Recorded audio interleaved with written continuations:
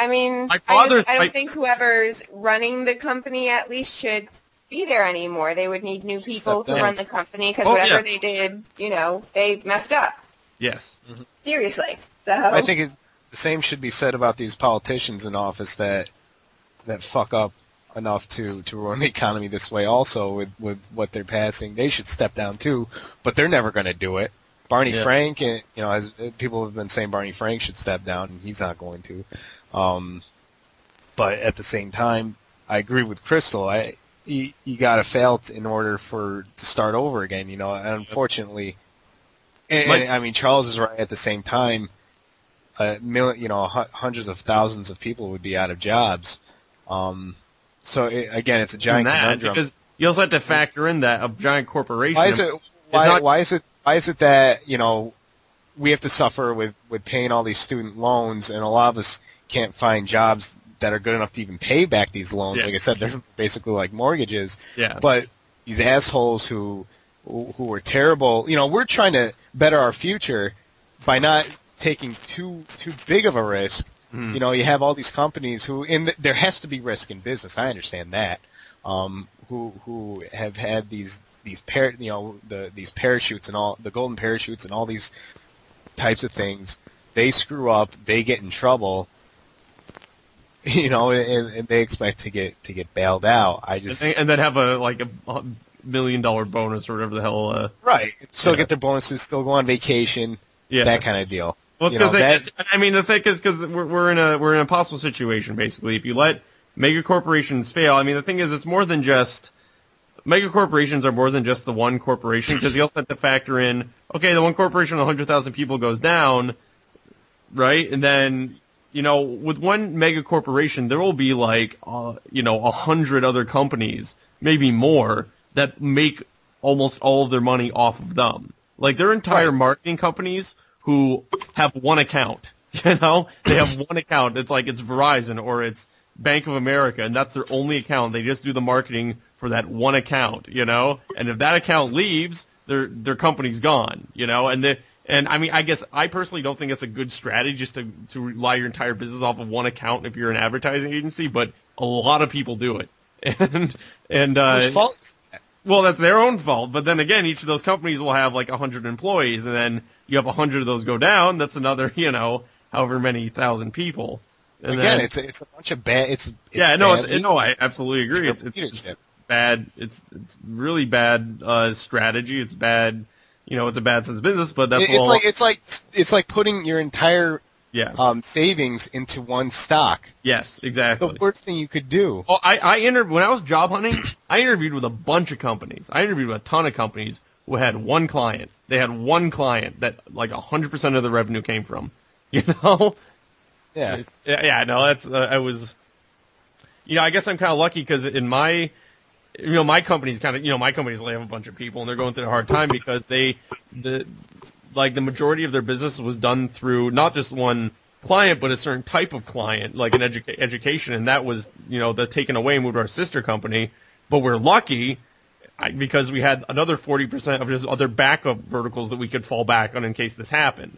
So I guess I was kind of lucky in that sense, at least for now. We'll see if we can make it work. But but I mean, you'll see companies will be like I said, I interviewed a company, their only client was Verizon, and I said, I said, what happens if you lose this client? And they go, oh, don't worry, it'll never go away.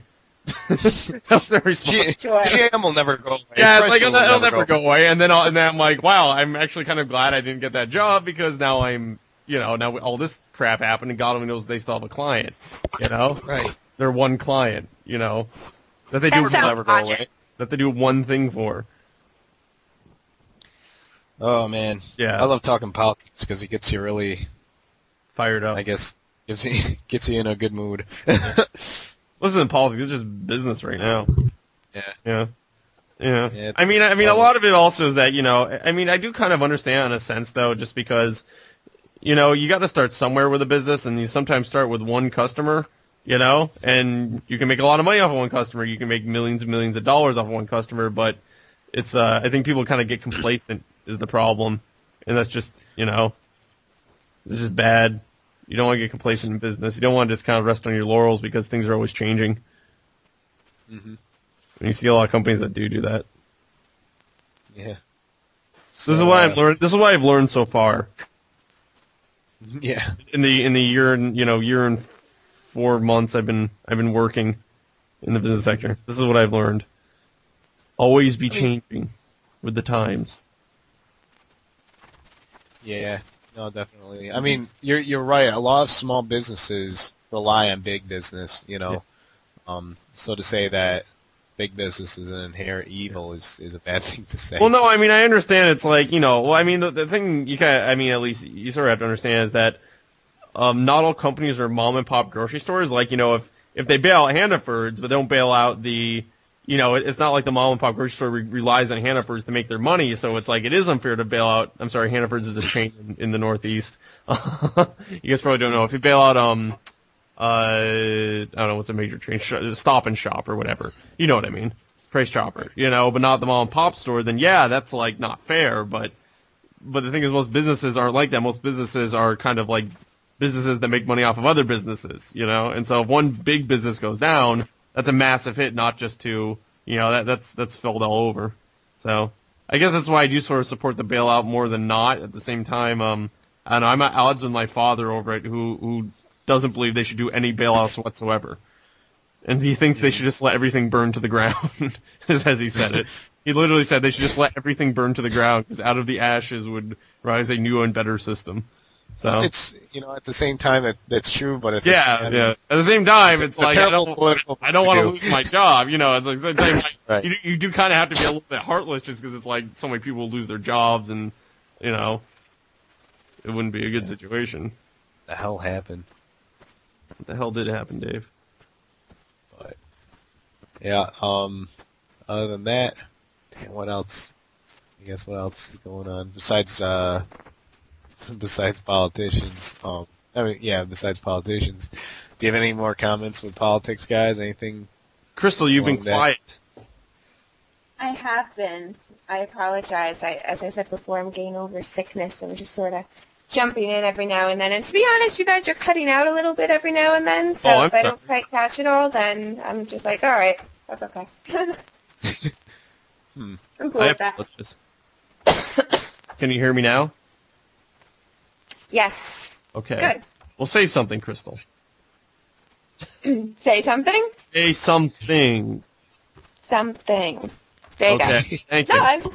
No, I've already said my part in this whole thing. I don't really have anything further to say except to go even more into how ridiculous I think it is. How does it affect the education business?